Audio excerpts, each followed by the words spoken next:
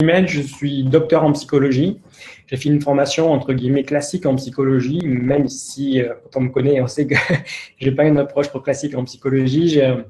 J'ai fait une thèse du coup à Bordeaux ici où je suis né. J'ai fait 2 ans quand même en Allemagne, donc j'ai fait un Erasmus prolongé, mon temps d'études là-bas. Et je suis rentré en psycho pour ne faire que psycho du sport. Le reste ne m'intéressait pas et c'était pas dans mes perspectives. Sauf qu'à l'époque, c'était en l'année 2001 ou 2, je ne sais plus, quand j'ai démarré à la fac, il n'y avait pas de psycho du sport en France. C'était une discipline totalement inconnue et pas du tout enseignée de façon scientifique universitaire, du moins en psycho. Donc, j'ai fait de la psycho globale, générale pendant quasiment 5 ans et après pendant ma thèse. Et par contre, j'ai eu la chance de faire de la vraie psycho du sport en Allemagne, où là-bas, ils étaient déjà un peu en avance par rapport à nous sur ces questions-là. Et du coup, j'ai suivi des cours de psychologie à la fac de psychologie et en STAPS là-bas. Et donc, j'ai eu une ouverture sur ça. Après, donc, je suis rentré en France. J'ai fait un DU en psychologie du sport avec une approche sur la santé principalement. Donc, plutôt pour des profils de psychologues qui veulent suivre des sportifs dans une démarche de bien-être et d'équilibre global. Des jeunes comme des sportifs pros plus âgés. J'ai fait une thèse. Et de là, j'ai ouvert des cabinets, j'ai travaillé, et j'ai monté Focus il y a maintenant, il y a 4 ans, c'était en 2017, avec Olivier Leprêtre, mon associé, qui est donc Olivier de formation plutôt STAPS, qui était prof de PS et préparateur mental. Et du coup, on a associé nos 2 profils qui sont complémentaires et très différents pour proposer du coup Focus. Focus s'appelait il y a encore quelques mois Focus Consultant, parce qu'on était on va dire un centre de formation où on proposait des formations et on avait des consultants qui faisaient les formations aussi en complément de nous. On a gardé ça, mais on a agrandi Focus, tant dans la structure, l'organigramme que les offres que l'on propose. Focus maintenant est une école, on s'appelle Focus l'école de préparation mentale, parce qu'on fait de la formation toujours. On propose des formations pour se former au métier même de préparateur mental. Donc là, sur le fil, je vois pas mal de gens qui ont fait le parcours chez nous, le DSPM, le diplôme de préparation mentale supérieure. Et on fait d'autres formations aussi, entre guillemets, de niveau un petit peu moins élevé, moins exigeant, soit en présentiel, soit en e-learning, où on forme plutôt aux techniques et aux outils de préparation mentale. Où là, on cherche entre guillemets, à vulgariser et à proposer du coup les outils qui pour nous fonctionnent très bien, avec qui on a de bons résultats à tout un chacun, que ce soit des managers, des sportifs, entraîneurs, des parents sportifs, voilà. Et en complément de ça, Focus donc s'est élargi à une nouvelle offre comment dirais-je, on propose d'autres choses. On essaie vraiment de se construire comme une banque de données, une banque d'informations éducatives. On met en ligne beaucoup d'informations. Bon, j'essaie de publier un livre par an.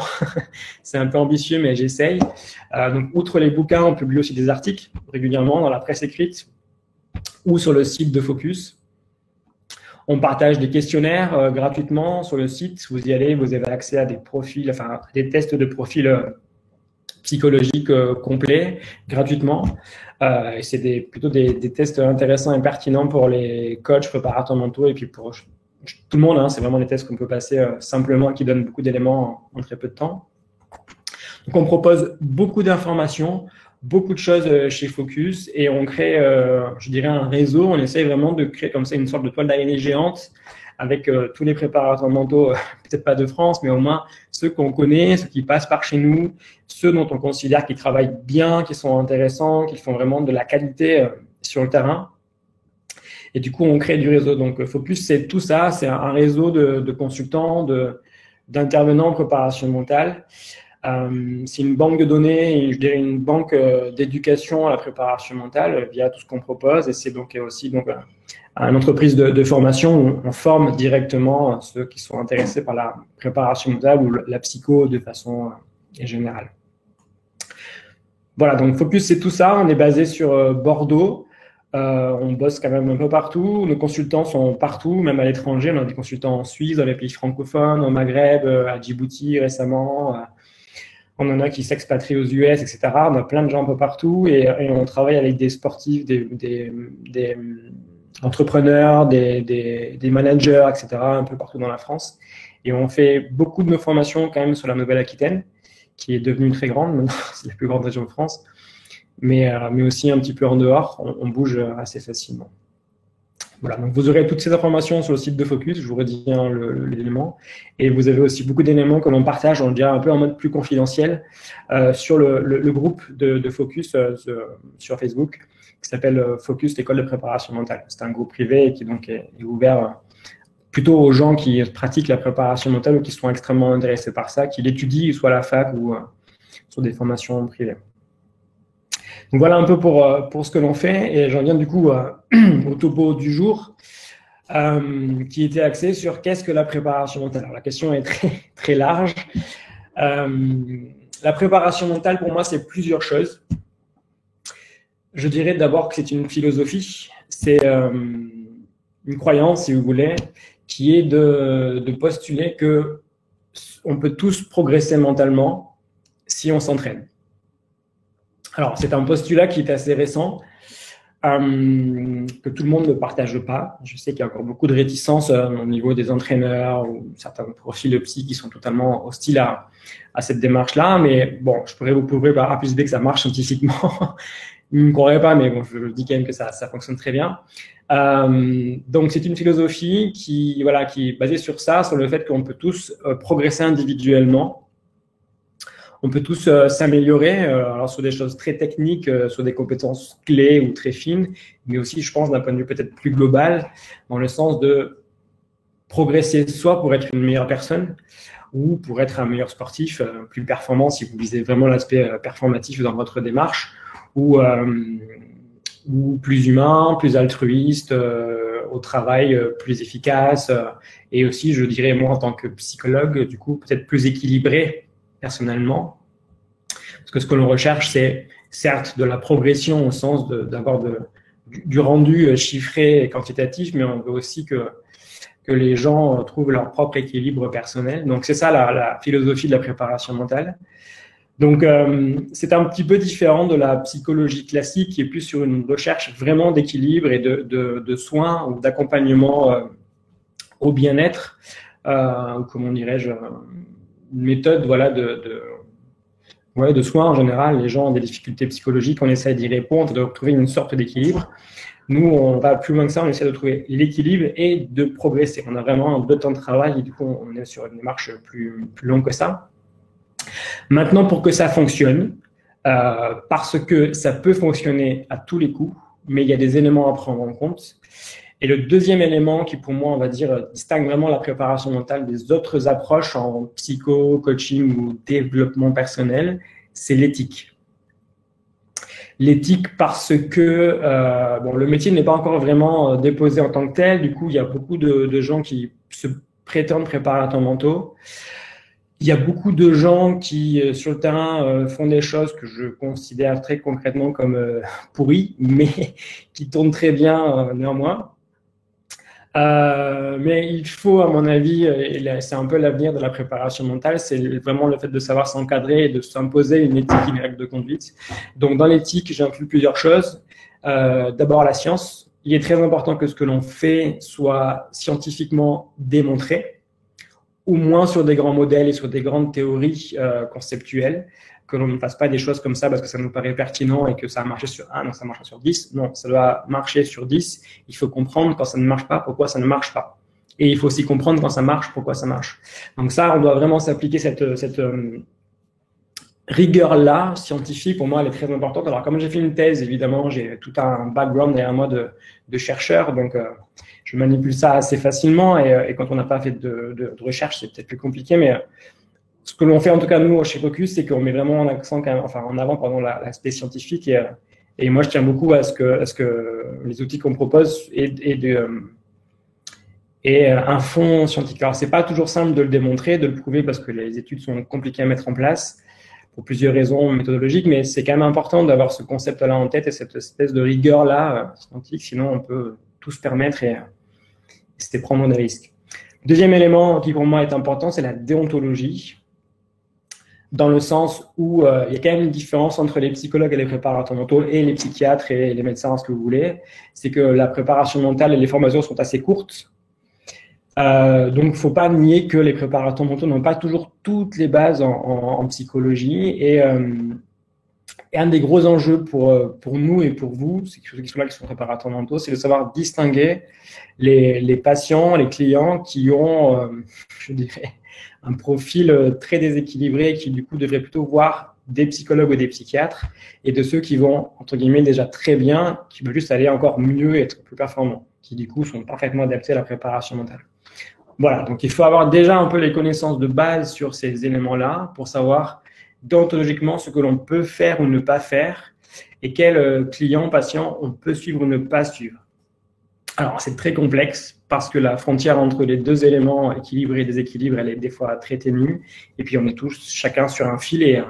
Et lundi matin, on est équilibré et mardi après, il y a un souci et on est déséquilibré. Donc, donc ça change tout le temps et il faut savoir s'adapter au changement. Et donc, enfin, il faut en faire soit en tant que praticien s'imposer cette démarche-là et avoir des connaissances quand même sur l'aspect et le fonctionnement cérébral et psychologique de l'être humain, c'est fondamental. Et le troisième élément sur lequel moi j'insiste beaucoup et dans mes bouquins et en formation, c'est le protocole. J'impose souvent, sans l'imposer, mais un peu quand même, un protocole d'intervention aux gens que je forme, parce que je leur dis que même si ce qu'ils font, les outils qu'ils ont marchent très bien, pour qu'ils marchent encore mieux, il faut respecter un cadre, comme ça, on va dire, d'intervention, avec une sorte de bilan diagnostic, où on pose le profil de la personne, on essaie de comprendre comment elle fonctionne, on lui fait passer des tests, donc le PPS ou ce genre de tests-là, on lui fait passer des entretiens, on investigue un peu l'environnement familial, personnel, les parents, les enfants, les entraîneurs, tout ça. On doit comprendre au mieux, en 3-4 séances, comment chacun, on va dire, se positionne, ça s'articule et fonctionne. Et de là, on passe à l'étape d'entraînement véritablement. Mais si on fait un entraînement sans avoir les bases, on va rater 70% du travail et on ne va pas être bon. C'est exactement comme en préparation physique. Un préparateur physique de haut niveau, à mon sens, de qualifié et de bon, c'est quelqu'un qui vous propose un suivi individualisé en lien avec votre profil et votre morphologie qu'il a évidemment mesuré avant. S'il ne la mesure pas, s'il ne fait pas les tests en amont, il fera plein de choses, mais ça marchera peut-être pour 2, 3, 4, 5, 6 personnes. Il y en a 4 qui seront mis de côté parce qu'ils seront en échec. Donc, on doit vraiment être très bon sur le protocole et respecter au minimum, du coup, un cadre comme ça, je dirais, d'intervention assez posé, un peu strict des fois. Alors, mon côté psy fait que des fois, je suis un peu strict sur ce protocole-là. On peut s'en écarter un peu, mais il faut quand même, je pense, toujours avoir un protocole. Il y a des questions, je vois, sur le fil déjà. Je vous propose de les garder en tête. Je vais essayer. Je ne vous garantis pas que je mémorise tout, mais je vais essayer. Et puis, il faut me les reposer au moment de l'échange entre nous, questions-réponses.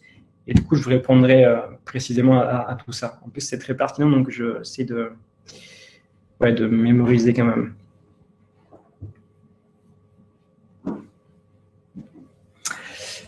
Ok, ensuite de ça, il y a un troisième élément qui, je pense, est la force de la préparation mentale, c'est que nous sommes une boîte à outils de fou, vraiment. On a une créativité assez folle en préparation mentale parce qu'on est vraiment sur le terrain. Du coup, on sait s'adapter quasiment à chaque situation, à chaque profil. C'est la base, mais surtout à chaque sport, chaque poste par sport et chaque technique par sport. Du coup, on est vraiment très, très fin dans l'analyse et dans la proposition d'outils et on crée plein de choses et c'est vraiment ce qui nous différencie du reste. Et je trouve que c'est vraiment la force de la préparation mentale. Moi, je vais être franc avec vous. Donc, j'ai fait une thèse en psychologie. Et quand je suis sorti de ma thèse, ou même de mon master, parce qu'en France, psychologue, c'est 5 ans d'études, pas forcément 8 ans, je ne savais rien faire. Voilà. Je savais créer des tests, parce qu'en bon chercheur, je savais faire ça.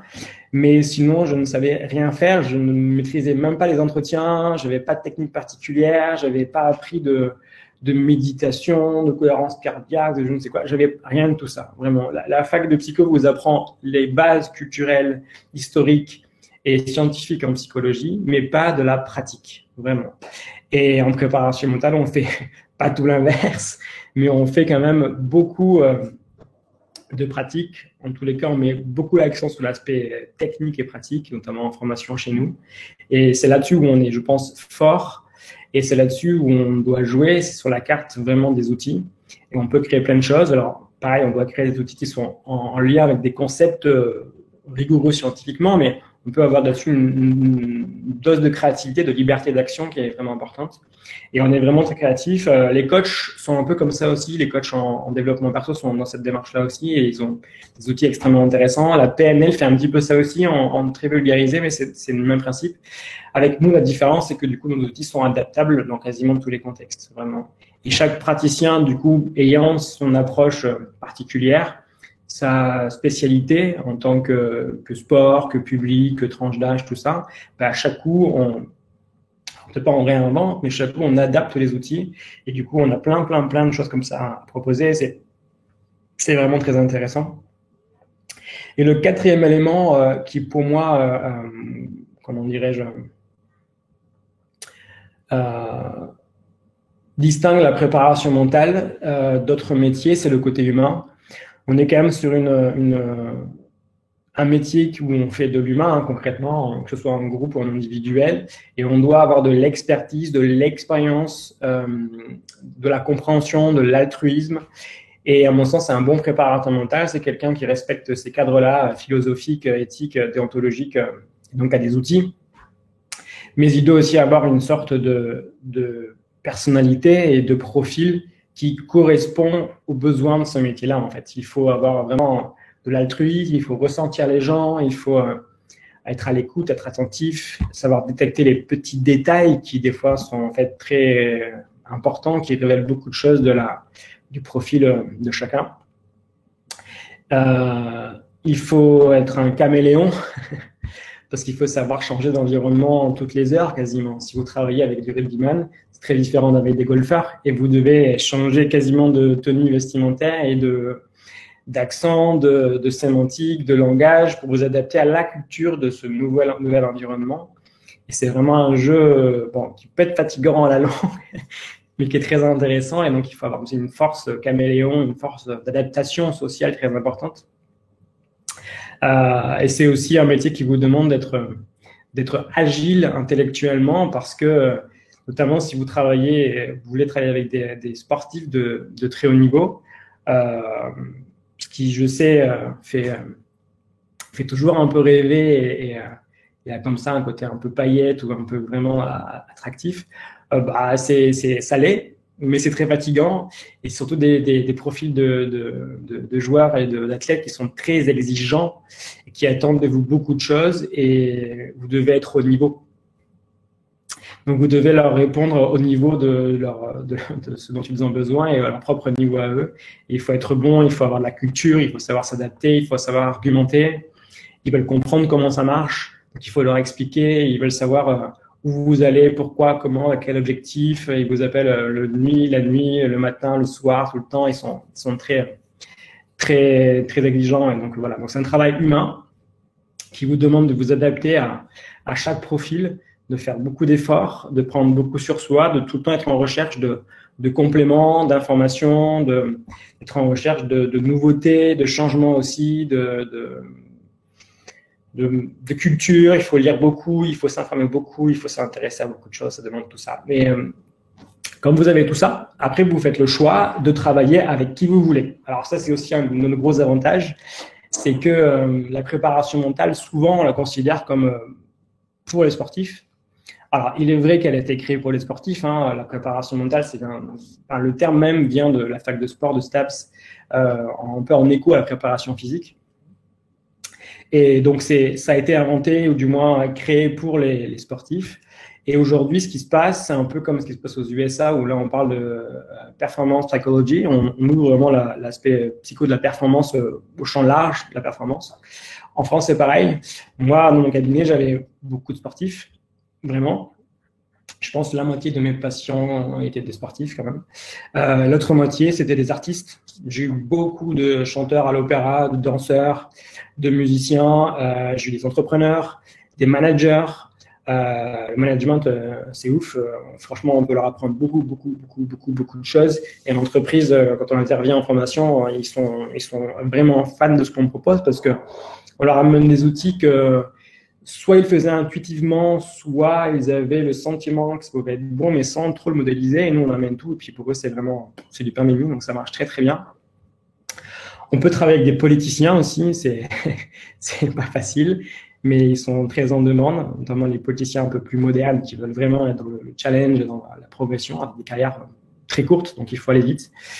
On peut travailler avec tous ces profils-là, tous ces patients-là, tous ces clients, et c'est ce qui, je trouve, rend le métier intéressant, c'est ça, c'est la diversité même des gens avec qui vous travaillez dans des contextes pro très différents, et c'est aussi la diversité de leur profil psychologique.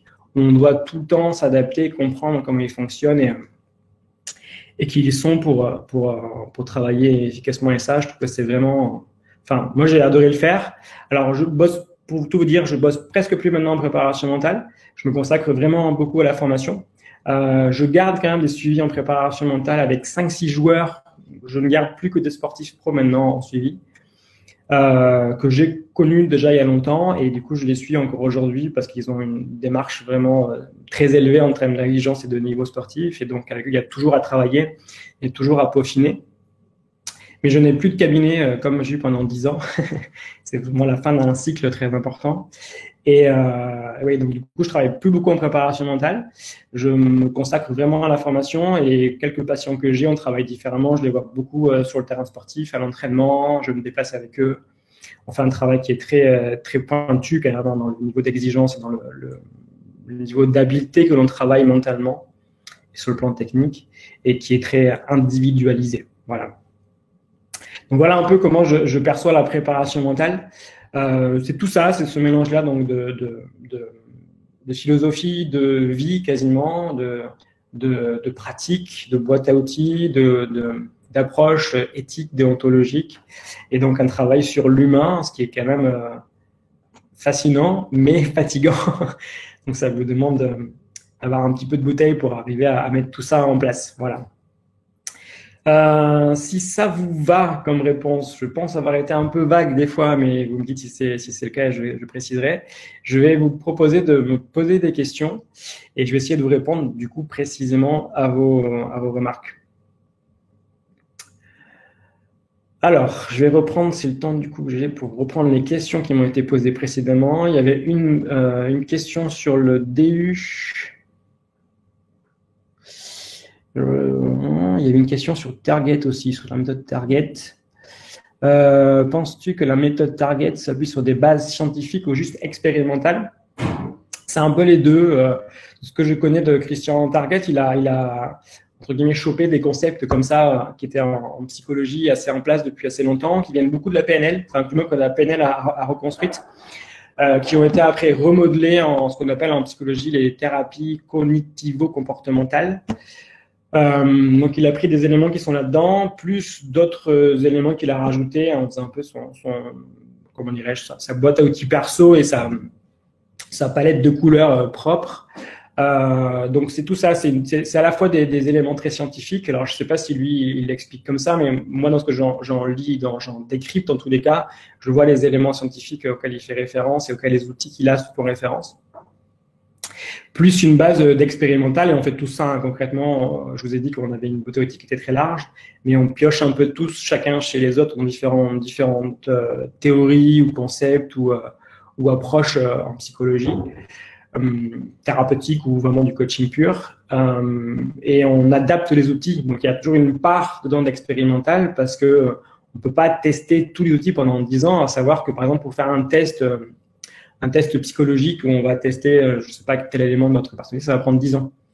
C'est 10 ans de recherche scientifique pour poser les questions, enfin trouver les questions, poser les questions, les décortiquer, trouver l'assemblage, passer des premiers tests statistiques pour après écrémer, refaire, etc. Publier, republier, ça prend beaucoup de temps. Voilà. Donc c'est un peu le problème qu'on a avec le côté trop scientifique, c'est que s'il faut être patient. La science, c'est génial, mais c'est long. Donc, on se base sur des éléments scientifiques qu'on va adapter évidemment après. Et on va pas, enfin, on pourrait tester tout comme ça scientifiquement, mais vraiment, ça serait très, très complexe et surtout très lent. Donc, des fois, on abrège un peu le processus de recherche de, comment dirais-je, de scientifique à tout prix. Sylvain Roulet me parle de Target toujours, il me parle du flow. Absolument, oui, oui, le flow, c'est un peu l'objectif de Christian Target dans son approche. Donc, le flow, pour ceux qui ne le savent pas, c'est ce qu'on va appeler en français, du coup, j'ai un trou. Le sentiment de flow, je le fais en anglais, j'ai oublié le terme français, c'est le fait d'être dans une espèce de sentiment où tout vous réussit, tout va bien, tout fonctionne, les gestes sont beaux, faciles, la zone. Voilà, merci Monsieur Girardi. C'est la zone optimale de performance ou la zone tout court, il y a plein de termes, mais la zone, je trouve que c'est le terme le plus sympa. Donc, quand on atteint la zone, votre cerveau est parfaitement en place. Et là, tout fonctionne. C'est lorsque l'on voit Federer jouer, qui vole sur un terrain, qui ne marche pas, en fait, il vole. Ses jambes sont légères et puis ses coups sont léchés, machin, etc. Ça va dans tous les sens. C'est beau, il y a quasiment zéro faute. C'est Nadal à Roland-Garros, là, en finale. 3-4 fautes par set, c'est pas improbable. Tout réussit, tout est beau, tout est léché, tout est facile. Et en fait, ce qui est marrant, c'est que le corps est très fatigué, le cerveau est en hyperstimulation, mais à la fois très calme.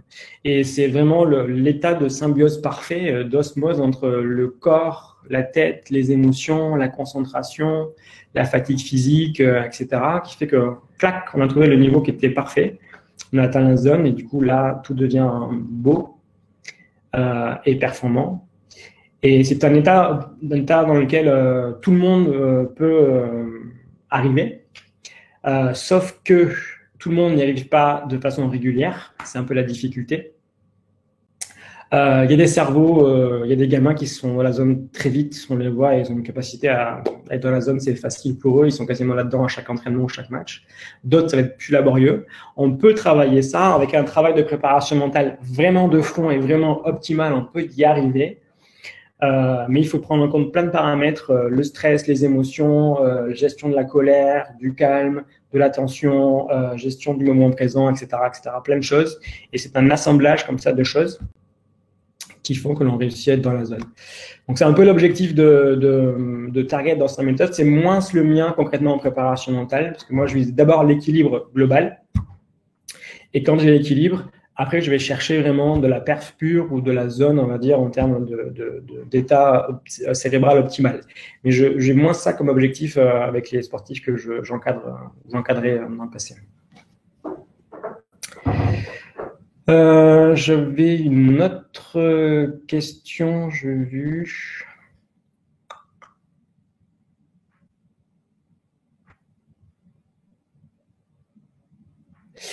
Quelle différence je fais entre coaching mental et coaching?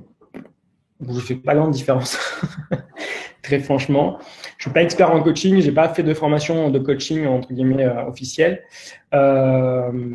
Pour moi, le coaching, c'est une technique proche de la préparation mentale qui vient plus par contre de l'entreprise américaine, concrètement, ou du moins nord-américaine, et qui cherche à développer des habiletés ou des compétences psychologiques fondamentales dans chaque profil. Voilà. La grande différence qu'il y a entre eux et nous, quand même, c'est peut-être, je dirais, quand même le protocole. Je pense qu'ils sont moins cadrés que nous sur le protocole. Moi, je dis c'est 3-4 séances pour vraiment faire un bilan psy complet. Eux, ils démarrent beaucoup plus vite les suivis.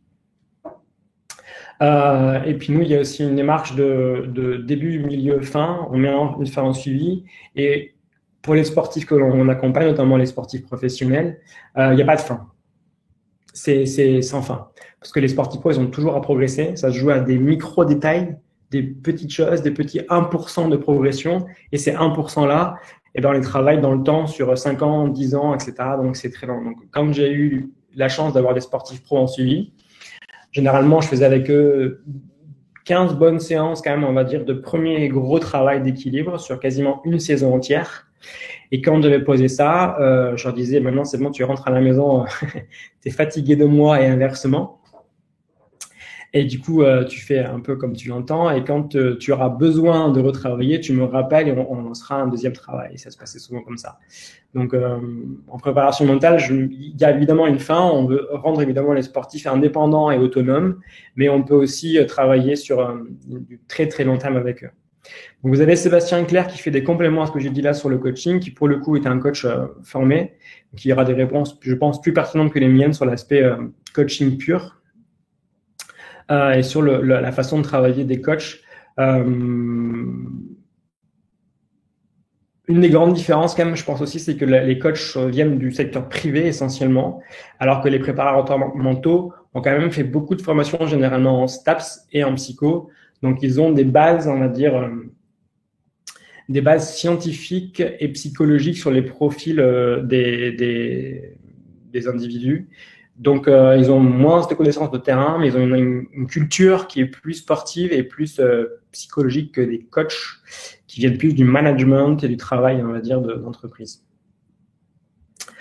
Manon me demande s'il est possible d'évoquer un peu les profils de personnalité et l'intérêt des profils. Alors, c'est une bonne question parce que du coup, j'ai du mal à exprimer. J'apporte et j'accorde pas beaucoup de place à la personnalité des gens avec qui je travaille. Non pas que ça ne m'intéresse pas, mais ça n'a pas beaucoup de chances d'évoluer. Je m'explique. En psychologie pure, on vous dira que passé 25 ans, vous avez telle personnalité et vous n'allez presque pas en changer. Voilà, vous êtes introverti, extraverti et à 25 ans et vous serez à 35 ans plus introverti ou plus extraverti.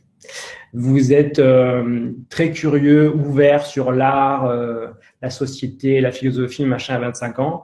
À 50 ans, vous serez un peu plus curieux ou moins curieux. Et vous ne serez pas l'opposé. C'est quasiment, enfin, c'est très très rare en tous les cas, statistiquement.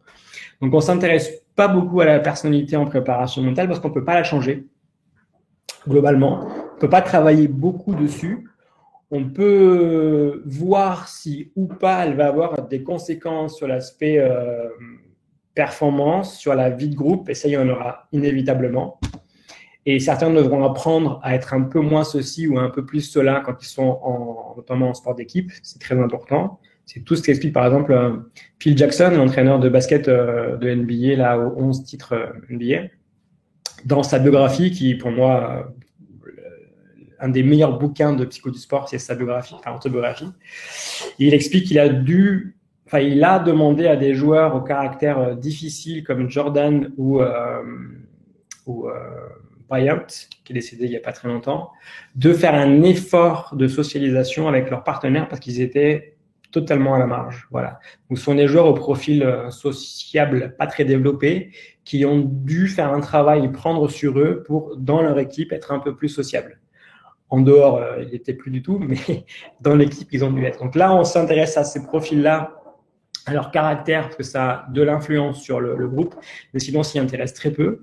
Et donc, quand je parle de profil, je m'intéresse plutôt au profil de compétences, c'est-à-dire tout ce que l'on peut modifier, comme la motivation, la concentration, la confiance en soi, l'estime de soi, tous les processus émotionnels, attentionnels, tout ce qui va être lié au goût de l'effort, etc. Tout ça, on peut le travailler.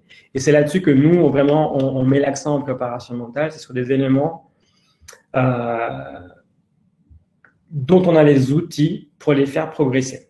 Voilà, c'est là-dessus vraiment que nous, on veut mettre l'accent.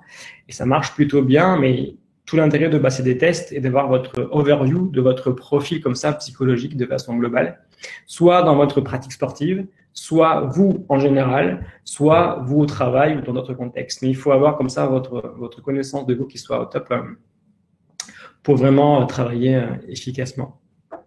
Donc les profils, j'y accorde beaucoup d'importance. Vraiment, moi, je ne lance aucun suivi sans profil à la base, parce que je sais que je vais me tromper. Alors, mon intuition et l'expérience fait que j'arrive quand même à repérer très vite comment les gens fonctionnent quasiment en 30 secondes, mais c'est mon intuition, c'est pas suffisant. Je vais quand même fouiller ça et je veux que mon intuition soit vérifiée ou pas, mais je vais avoir en plus de mon intuition des éléments plus factuels. Donc, j'utilise beaucoup les tests, l'observation et l'entretien pour avoir des éléments très posés et qui vont me profiler, entre guillemets, la personne que j'ai en face de moi. J'ai vu une question de Monsieur Dugénie Marquin. Pour toi, en quoi l'ego peut avoir de l'impact sur la performance? C'est une question de bouddhiste, ça. Il est énorme. L'ego, il y a deux notions que je ne travaillais pas du tout au tout début de mon approche, il y a 10 ans. C'était l'estime de soi et l'ego. Je voyais même pas ce que c'était en fait. Donc, je n'y pensais même pas. L'estime de soi parce que je considérais que c'était une notion qui était trop vulgarisée, trop presse magazine féminine concrètement. Et je trouvais ça incongru d'en parler avec des sportifs. Grave erreur de ma part, mais grave erreur. L'estime de soi, c'est central. Il faut la travailler tout le temps. Je dis bien tout le temps. Même avec les gens qui ont l'air d'être très posés sur leur estime d'eux-mêmes, il faut la travailler tout le temps. Et avec des sportifs, des musiciens, avec qui vous voulez, c'est une notion qui est indispensable. Il faut tout le temps l'investiguer et la consolider, même si elle est forte. C'est vraiment un truc sur le profil psychologique, c'est un des éléments auxquels moi j'accorde le plus d'importance. L'estime de soi. Et le deuxième, c'est l'ego, qui depuis m'a beaucoup intéressé. Du coup, j'ai écrit un bouquin sur ça qui sort en mars, pour tout vous raconter. Parce que l'ego, dans le sport, c'est fou. En fait, c'est tout. L'ego, ça résume tout. Ce qui est dur dans nos sociétés, dans notre approche du sport, c'est qu'on résume tout à la victoire ou la défaite. On résume tout à un classement, à une qualification, à un chronomètre, à une distance, à un titre, à un non-titre, à une médaille en chocolat. Tout est résumé à ça. On simplifie 4 ans, 10 ans, 20 ans d'entraînement à un résultat. Et on fait ça tous les week-ends. Du coup, à chaque fois que vous êtes en confrontation sociale de compétition, votre ego, il s'alarme, il s'agite, il vous met en difficulté. Donc, l'ego, j'y accorde beaucoup d'importance. C'est pas facile à traiter parce que les gens n'aiment pas trop ça, les sportifs encore moins, même s'ils ont un ego surdéveloppé et ils en ont besoin. Donc, il y a au moins 2 formes d'ego. Il y en a plus, je pense, mais dans la littérature, on différencie plusieurs types d'ego. Il y a un premier ego qu'on rapproche beaucoup de l'égocentrisme ou du moins d'abord de la mégalomanie. Donc, des gens qui ont le sentiment d'être doués, d'être gifted, comme on dirait en anglais, d'avoir du talent, du don, d'être fait pour ça et d'être les meilleurs. Et qui, du coup, vont chercher à être bons dans plein de choses. Qui sont extrêmement ambitieux, ils ont des projets de fou, ils veulent être champion du monde à 8 ans, ils veulent créer des boîtes qui vont gagner des millions d'euros, etc., etc. C'est ces profils-là. Donc, ils ont un ego très développé. Ils ne sont pas forcément faciles d'accès, pas forcément humbles. Mais l'ego leur sert, entre guillemets, c'est une source de motivation pour se dépasser et aller très loin et atteindre leurs objectifs, qui des fois sont, pour le commun des mortels, totalement fous, anormaux ou incompréhensibles. Pour eux, voilà, ça va très très loin. Et il y a l'ego qui, pour moi, est plus problématique et sur lequel je travaille beaucoup du coup en préparation mentale. C'est la petite voix ici, là, derrière vous, qui s'agite tout le temps, qui vous envoie des messages négatifs lorsque vous êtes en danger. Donc, dès qu'on est sur une balle de match, une balle de break, on est face à un gars qui est plus grand que soi, dès qu'on a un record à battre, en fait, la petite voix s'agite et vous dit attention, attention, attention, tu peux perdre, ou tu peux la mettre à côté, ou tu peux prendre un hippon, etc., etc. C'est ça. Cette petite voix-là, eh bien, il faut la faire taire. Il faut que votre ego se taise dans ces circonstances-là, ce qui n'est pas une moindre affaire. Mais c'est sûrement le cœur du métier de préparateur mental, c'est ça, c'est de savoir gérer le stress et de savoir gérer l'ego, ce qui est très proche, hein, c'est des notions qui sont très, très similaires, juste avec des sémantiques différentes et des conceptualisations culturelles, scientifiques différentes, mais l'ego, pour moi, j'y accorde vraiment beaucoup d'importance. Et les grands sportifs, je vous redis, ils ont un boulard, un ego surdimensionné, mais ils savent le mettre de côté, le faire taire quand ils sont dans une situation à enjeu. Voilà. Jordan, sur un shoot en fin de match à 80 partout ou 100 partout, il shoot, il n'a même pas en tête le moindre élément, la moindre pensée de si je rate. Pour lui, c'est impossible. Parce qu'il est tellement sûr de lui, de ce qu'il fait, il est tellement focus sur ce qu'il a à faire que paf, ça rentre directement. Voilà. Son ego ne rentre pas en jeu dans sa performance, dans, en tous les cas, la compétition dans l'instant T, dans son comportement sur le terrain. Donc ça, c'est vraiment, vraiment fascinant et c'est ce que les grands sportifs font très, très bien. Et si vous aimez comme moi Roland-Garros tous les ans, que ça soit diffusé en mai ou en septembre, c'est pour vous une observation grandeur nature de ce qu'est l'ego chez les sportifs. Vous voyez, bon, je vais dire les Français, ce serait un peu caricatural, mais beaucoup de joueurs trembler, avoir la main qui tremble, c'est ce qu'ils appellent des mouilleurs en tennis. On dit qu'un mec qui mouille, c'est un mec qui tremble dès que la balle de match arrive ou dès qu'il doit conclure un point ou une phase, un set ou un match. Et bien ces joueurs-là, mouillent, ils tremblent parce qu'en fait leur ego a pris le dessus et du coup ils n'arrivent pas à jouer tranquillement. Et ce qu'ils font à l'entraînement en mode jeu, en mode c'est du game, je m'amuse, c'est ludique et c'est juste, il y a sans enjeu, il y a juste le fait de frapper des coups tranquillement. En match, ça ne marche plus parce que l'ego, la petite voix qui est là, s'agite et leur fait perdre tous leurs moyens, ou du moins elle fait perdre toute l'automaticité du geste et le côté comme ça un peu léché, naturel de ce que je sais faire à l'entraînement. Donc, pour travailler l'ego, c'est vraiment un travail de longue haleine parce que il faut faire beaucoup de choses. Il faut d'abord retravailler son positionnement en termes motivationnels et d'objectifs. Il faut se décentrer de l'objectif de gagne à tout prix, de classement, de réussite, tout ça. C'est ce qui vous fait paniquer devant la bonne situation. Il faut ensuite méditer énormément. C'est en ce sens que je dis que c'est une question de bouddhiste, parce que les bouddhistes n'ont presque plus d'ego. Les bouddhistes, en tous les cas, visent l'annihilation de l'ego ou sa réduction quasiment à zéro. Donc, eux, c'est leur objectif quasiment d'un point de vue religieux ou spirituel. Donc, ne visez pas ça, hein, ça va vous coûter sinon 30 ans de retraite dans une grotte au Tibet, mais visez en tous les cas sa réduction dans les moments clés. Et pour ça, il faut méditer, donc pratiquer la mindfulness ou des techniques de méditation assez ouvertes et créatives. Et il faut travailler sa gestion des émotions dans l'ensemble et de l'attention. Donc, c'est vraiment un travail de fond. Ça marche très facilement parce que du coup, quand on comprend, paf, ça impacte tout de suite les résultats et ça amène de l'intérêt, un sentiment de réussite.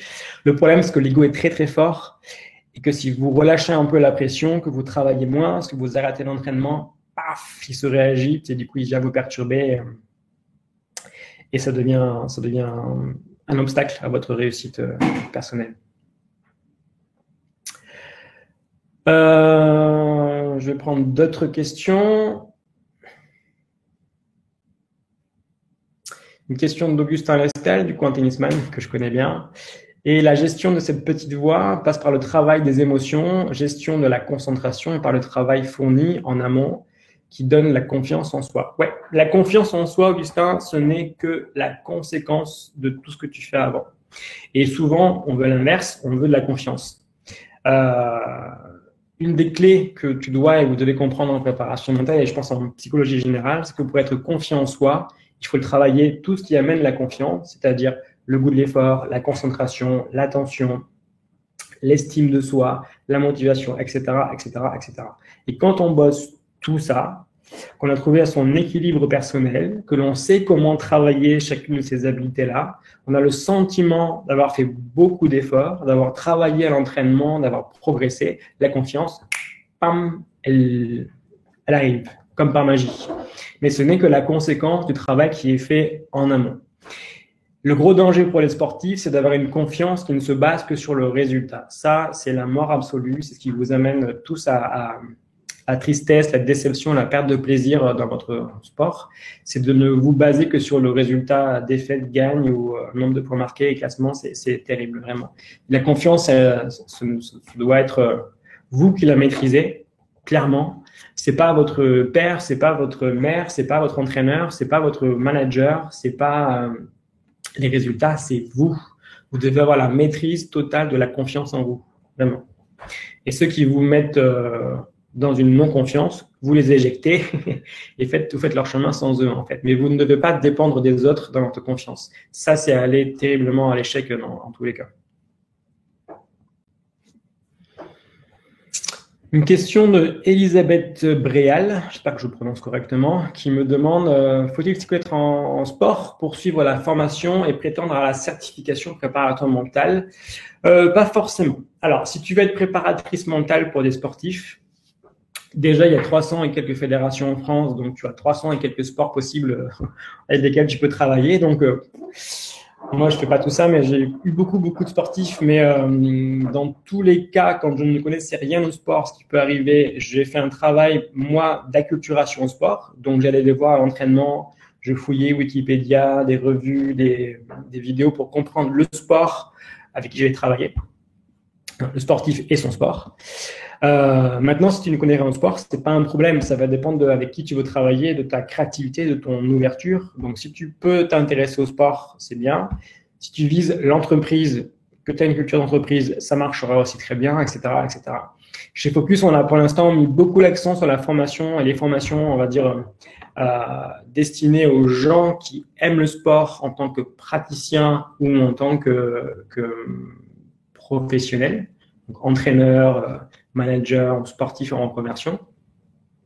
Mais on va ouvrir très bientôt des formations, notamment une formation du niveau expert qui sera plutôt destinée à l'entreprise et aux soins à la santé.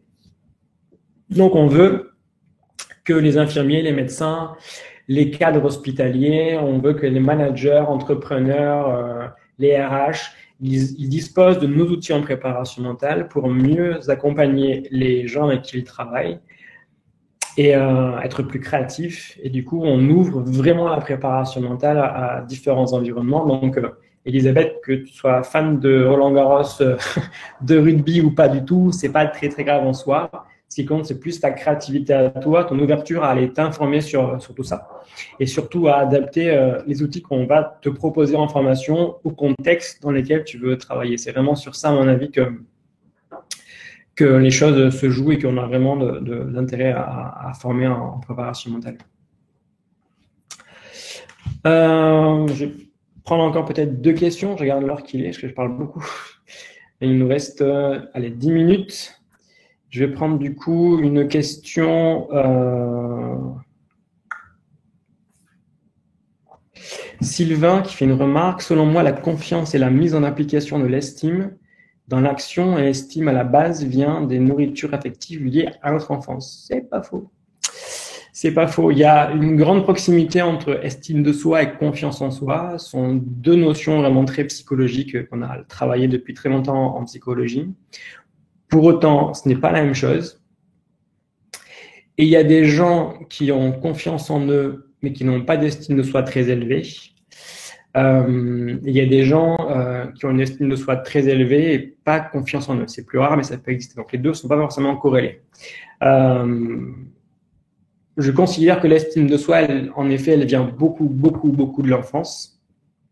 Donc, si dans l'enfance, elle n'a pas été optimisée ou travaillée, il y aura un manque, forcément, mais on peut y répondre.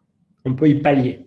C'est-à-dire qu'avec un vrai travail pour le coup, je dirais, de psychologue, pas de préparateur mental, parce que pour moi, l'estime de soi, c'est vraiment la notion qui est au carrefour entre la psycho clinique et la préparation mentale. Avec un vrai travail de fond en psychologie, en suivi pour le coup psychothérapeutique ou un suivi vraiment très axé psycho, en tous les cas clinique, on peut avoir une estime de soi positive. C'est pour moi aucun problème de vous l'affirmer et de vous le prouver. Ça va prendre du temps, ça sera un peu douloureux aussi concrètement, mais on peut y arriver. Quand l'estime de soi est posée, après le reste, la confiance, ça vient aussi en complément. Mais le travail numéro 1, c'est l'estime de soi. Une question d'Elisabeth Bréal, toujours. La formation peut-elle nous former à remonter, entre guillemets, un sportif ou client en perte de vitesse, voire en contre-performance? Est-ce que les outils sont adaptés à la remise en selle ou à l'anticipation de l'épuisement? Alors, je ne sais pas si c'est des questions par rapport à l'équitation ou si ça n'a rien à voir, c'était juste des allusions. Mais oui, bien sûr, on fait même souvent ça. Moi, j'ai eu des sportifs en suivi qui étaient en équipe de France, puis plus rien, qui étaient au fond du seau. Et on a fait un travail, ils ont repris l'équipe de France. Aucun problème. Vraiment, c'est des sportifs souvent qui sont très doués, qui arrivent, je dirais, avec le talent en fait à percer, à être à ce niveau-là. Et puis un jour, le talent n'est pas suffisant, donc ils tombent ou ils ont des faits de vie marquants, des difficultés, et donc ils n'ont pas la capacité à être bon comme il était avant et ils ne savent plus comment faire. Et donc là, nous, on vient compléter ça, on vient du coup vraiment les entraîner mentalement, on vient les guider, les appuyer et ça se passe plutôt bien, je dirais facilement. Mais il faut quand même avoir des bonnes bases en préparation mentale et avoir vraiment des éléments de maîtrise des profils psychologiques. Mais c'est récurrent, on fait quasiment que ça en fait en préparation mentale.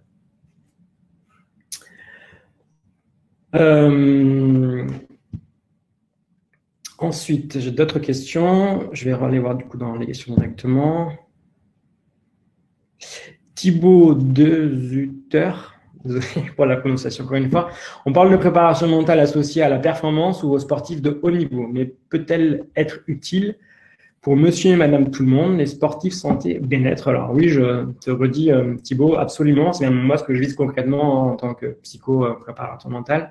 La préparation mentale d'abord est destinée à tous les sportifs, haut niveau ou pas. Contrairement à ce que tu crois, la plupart des sportifs que j'évoquais au cabinet étaient dans une démarche de haut niveau, mais j'avais finalement à la fin très peu de professionnels, parce qu'il n'y a pas beaucoup de sportifs pro en France. Hein. Si tu enlèves le rugby, le foot, les sports pro, il va rester peut-être le tennis, le golf, et après, c'est beaucoup de sports olympiques qui sont amateurs. Donc, c'est quand même destiné à beaucoup de sportifs amateurs et à beaucoup de gens qui sont dans une démarche de haut niveau ou pas que. J'ai aussi beaucoup de gens qui faisaient du trail, qui faisaient des triathlons, beaucoup de sports d'endurance, qui sont tous amateurs, qui ont passé les 40 ans, 50 ans, mais qui sont en recherche tout le temps de progression, de développement et qui du coup veulent vraiment travailler. Donc c'est pour eux, aucun souci. On peut commencer à mon sens dès 6 ans. Alors 6 ans, ça va vraiment être des petites routines de préparation mentale et des astuces en préparation mentale. C'est pas un suivi vraiment en tant que tel, mais on va adapter un peu l'entraînement à nos sportifs sur des techniques très simples. C'est ce que faisait un peu Nadal, son tonton à Raphaël, à l'entraînement, pardon, je cherchais les prénoms.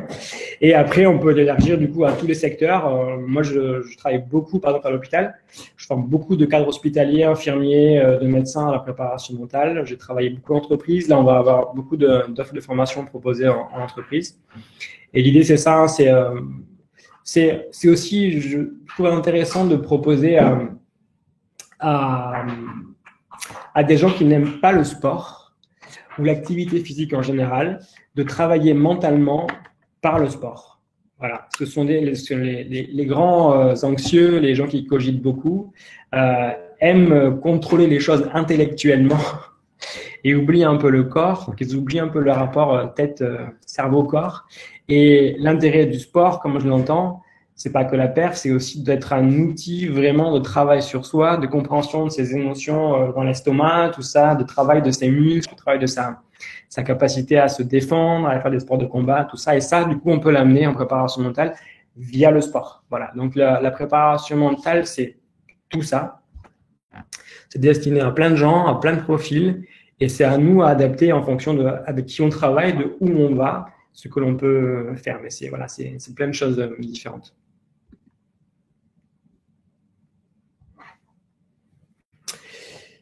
Je vais prendre encore peut-être 2 questions. Une question de Manon Cavalerie sur la dépendance du sportif vis-à-vis de son préparateur mental, les problèmes. Alors, les dépendances, si c'est au sport, je peux te répondre très précisément scientifiquement, parce que j'ai fait là-dessus un travail de recherche assez pointu.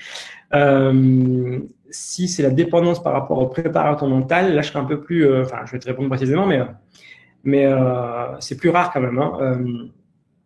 Il y a des patients qui sont addicts à leur psychologue ou psychanalyste ou praticien ou ce que vous voulez, parce qu'ils les voient trop souvent et qu'il y a une relation qui se crée et qui se maintient, qui est un peu néfaste à long terme et qui est même contre-productive, voire dangereuse. En préparation mentale, on veut vraiment rendre les athlètes ou les clients indépendants. Pour ça, on fait plusieurs choses. D'abord, on a un protocole, je le redis, début, milieu, fin, qui fait que forcément on se cadre par rapport à ce protocole-là et qu'on met une fin au suivi. On se revoit après s'il faut, mais ça sera différent et il y aura forcément une distance. On essaie de respecter aussi un cadre de consultation, de suivi particulier. Et surtout, on essaye de faire en sorte que les gars s'approprient les outils. Nous, on est des passeurs. On aide à la compréhension des profils. On aide à expliquer les choses, à mettre du sens, du lien. On donne des outils, mais après, il faut que les sportifs s'approprient les outils. Alors, c'est pas toujours facile, mais normalement, on doit tendre tous vers ça. C'est un peu l'objectif. Donc, comme ça, on s'évite tout problème de dépendance et d'addiction à son préparateur mental.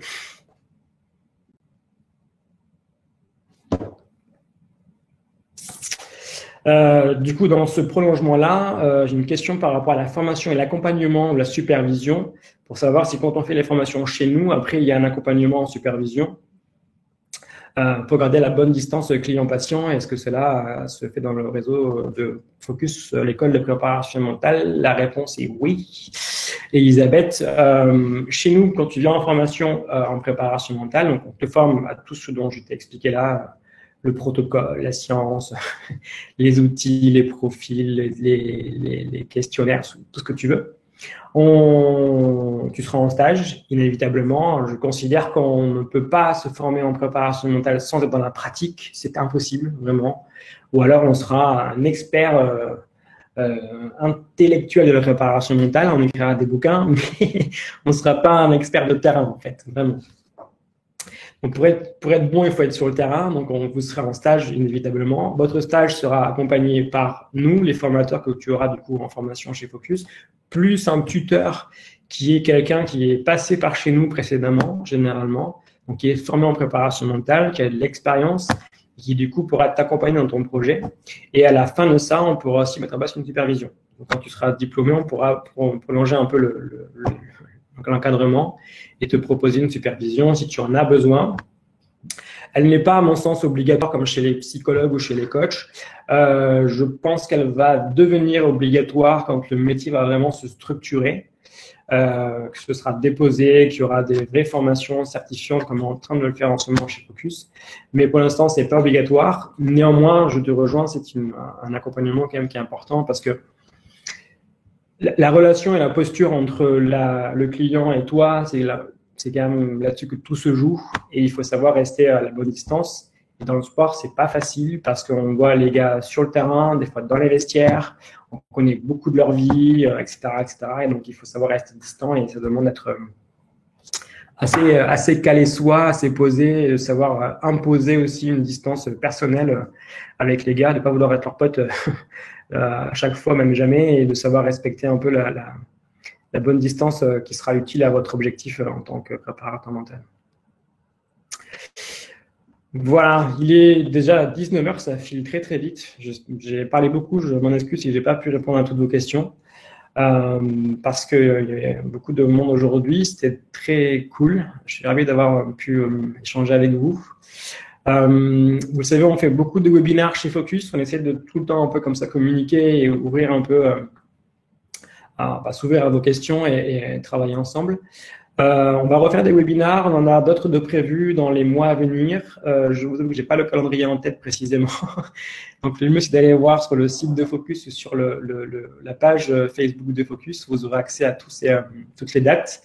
On fera donc plein de webinaires, j'en ferai moi d'autres qui seront peut-être plus techniques, plus sur des aspects vraiment très précis. On va demander aussi à des consultants de chez nous de faire des webinars pour que vous ayez une autre approche que celle d'Olivier ou la mienne et que du coup vous ayez aussi accès à des profils différents, à des sports différents, à des vécus différents, à des approches différentes avec d'autres techniques, tout ça. Voilà.